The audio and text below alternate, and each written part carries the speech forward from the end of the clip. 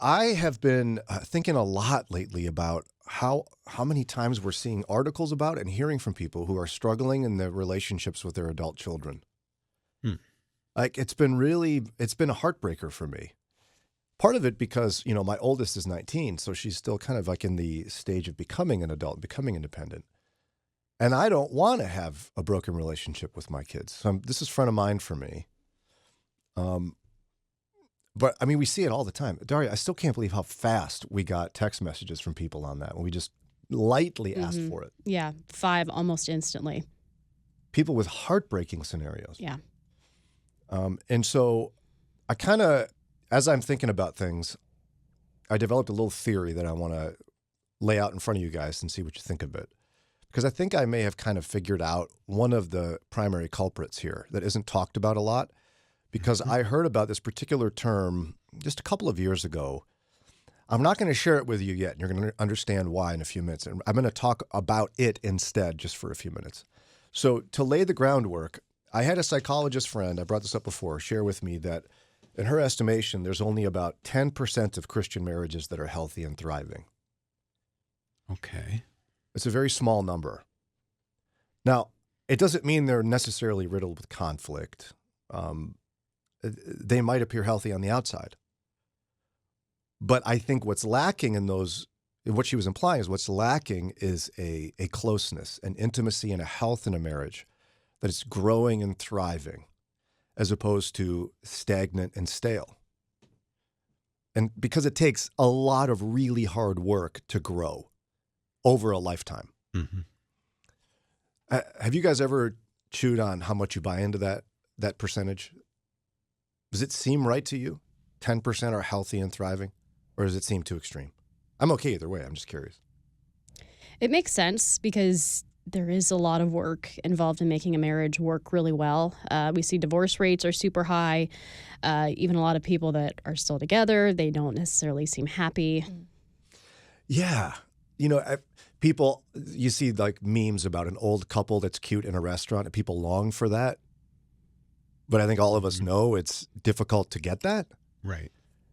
And so I was shocked the first time I heard that, and I was sad about it. But then I also thought, I wonder if part of this, particularly for Christians, is that many people build the foundation of their marriage on divorce not being an option.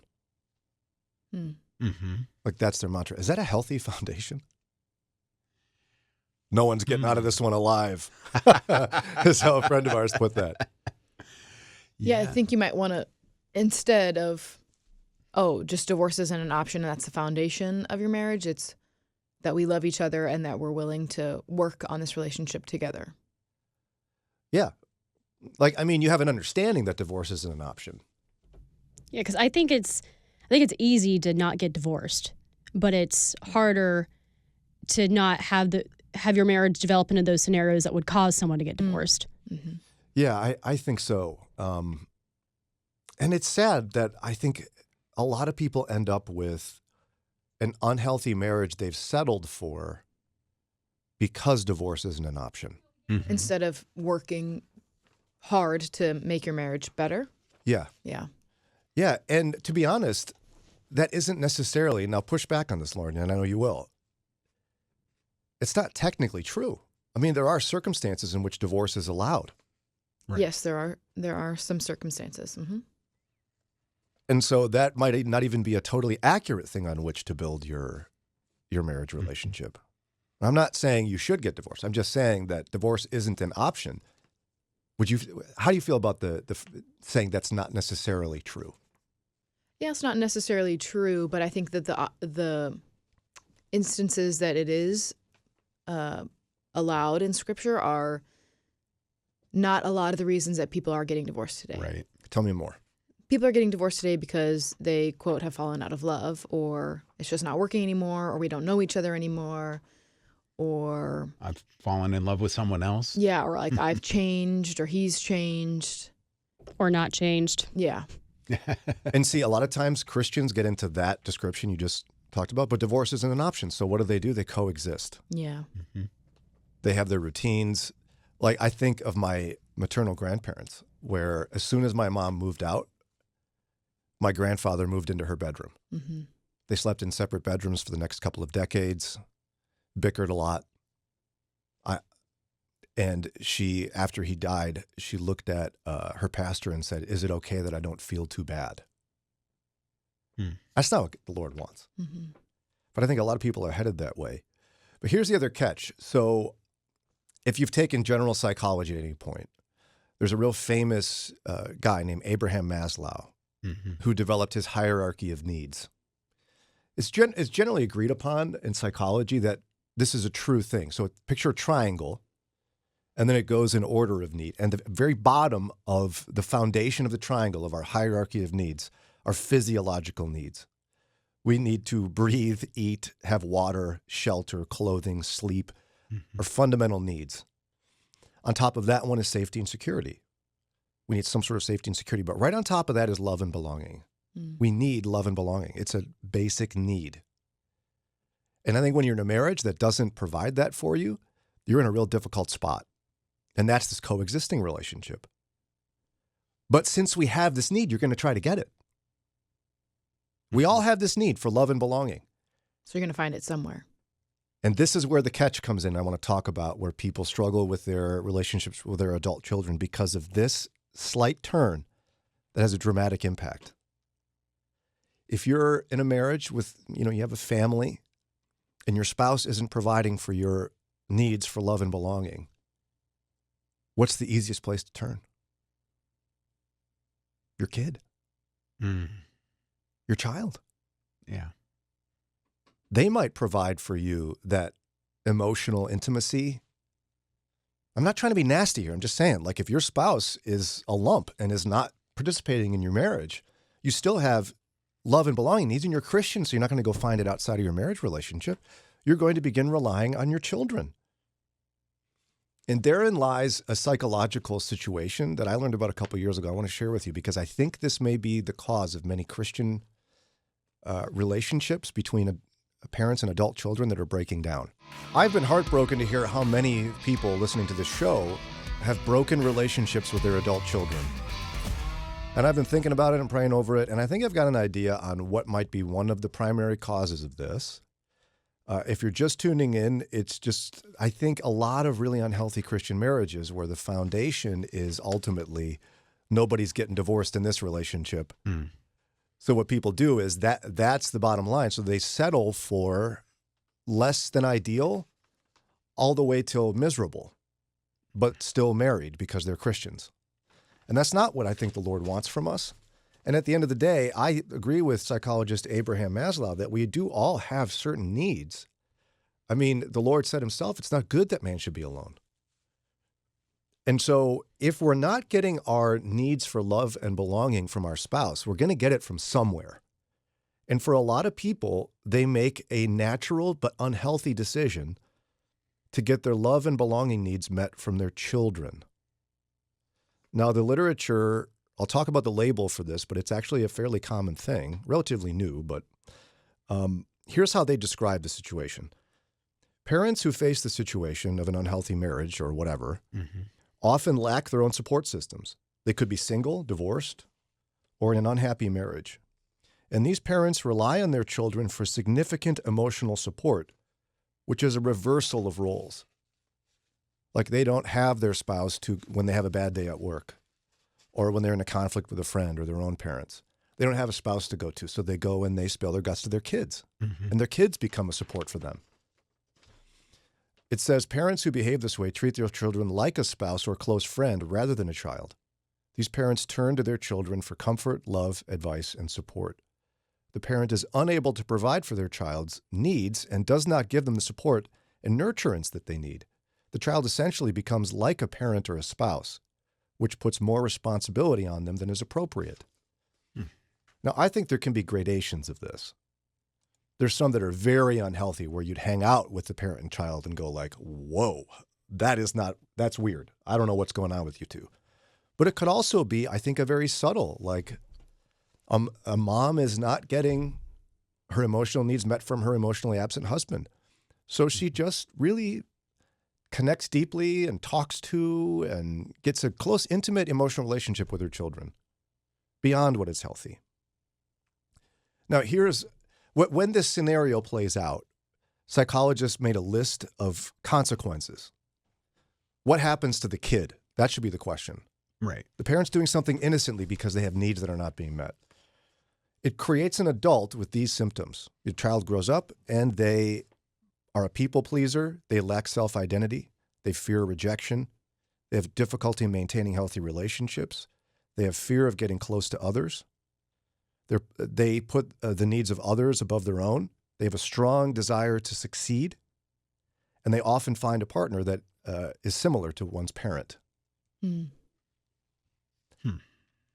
Now, if you heard that list and you go, boy, that kind of feels like me. Maybe you're just a person that's a people pleaser. You struggle to find out who you are. You fear rejection. You fear getting close to others. You put others' needs above your own. It may be a result of a parent that had an unhealthy connection to you instead of their spouse. Again, I think it's very easy in a Christian marriage for that to happen. If the foundation is nobody here is getting divorced. Mm-hmm. Now, the really hard thing is what this is called. Psychologists have called this something that I think is like actually quite shocking. But the more I've had time to digest it, I think it's shocking on purpose. Okay. Because it's so destructive.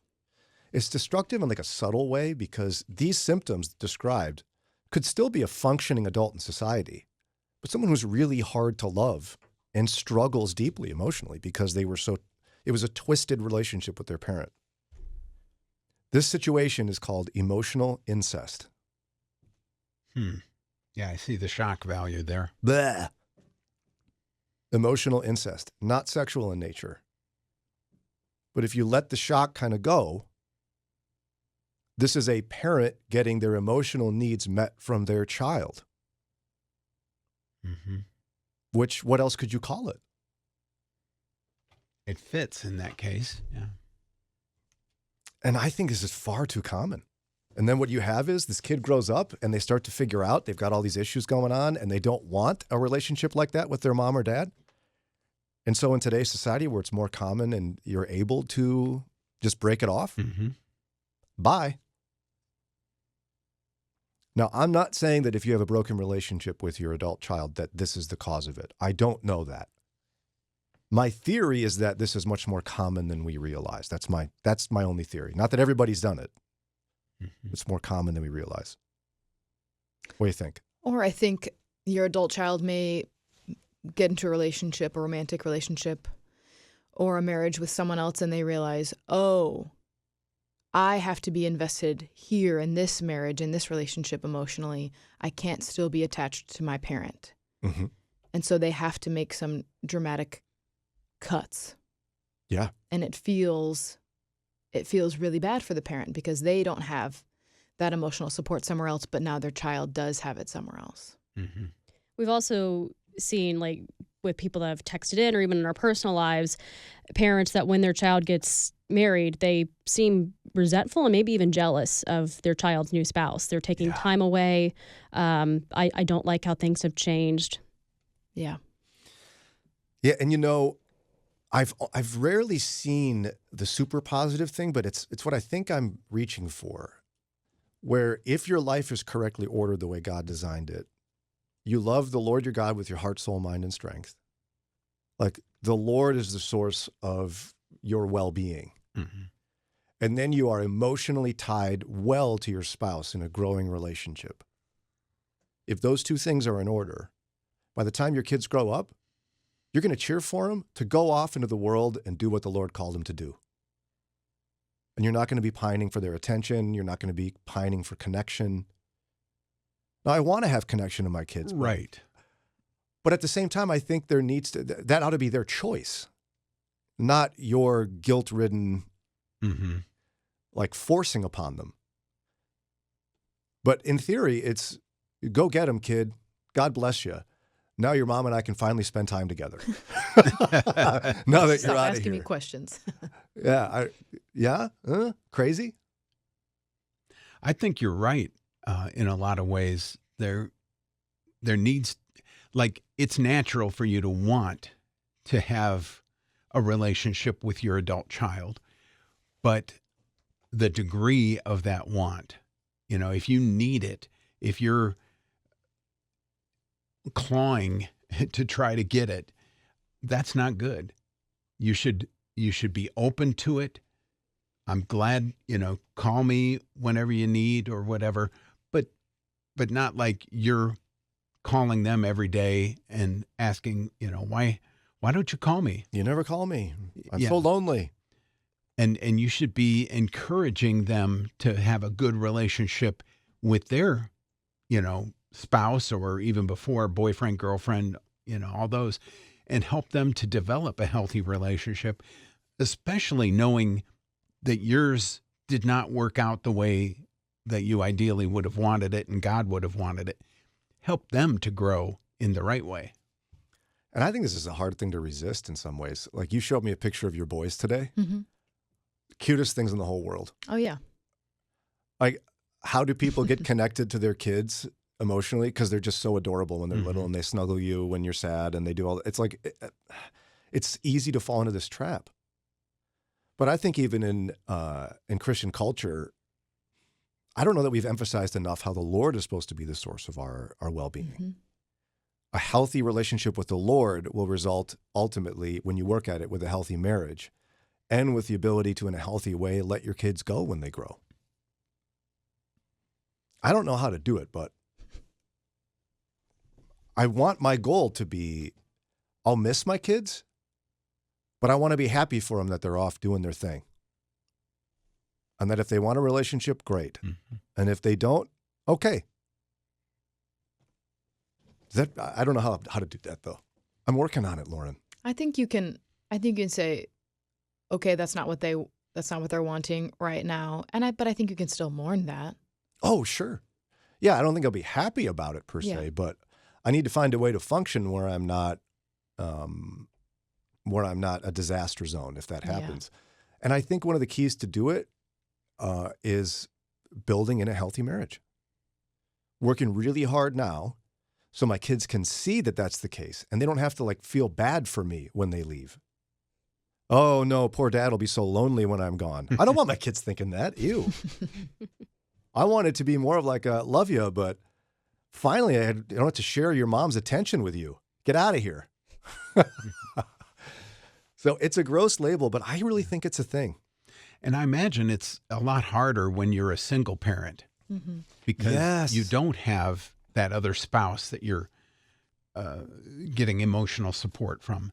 And maybe that's where you need to have your small group at church and your Bible studies at church, and maybe a book club or a knitting club or other groups where you can get some support so you're not leeching it all from your child. Amen. That would be even harder if you're in a situation where you're divorced or widowed, but you have to almost set a barrier in your mind where it's like, my child is not the source of my emotional well-being. If I'm having a bad day, I can't use them to make myself feel better. That's not how it's supposed to work. But can you imagine how hard that would be? You've got to have the right connections with friends and family to be able to resist that. Because it's an easy thing to succumb to. Mm-hmm. That's where I didn't want this to sound some sort of awkward, malicious thing. I think this is an easy thing to drift into dysfunction. And my prayer would be that hopefully today you make it a priority, like I'm trying to do, to love the Lord more every day and help my marriage grow every day so that I don't rely on my kids in an unhealthy way for emotional well-being. Hey there, thanks for joining us. Like you, we're looking for a different kind of conversation. Don't forget to like, subscribe, and ring the notification bell so you never miss a video.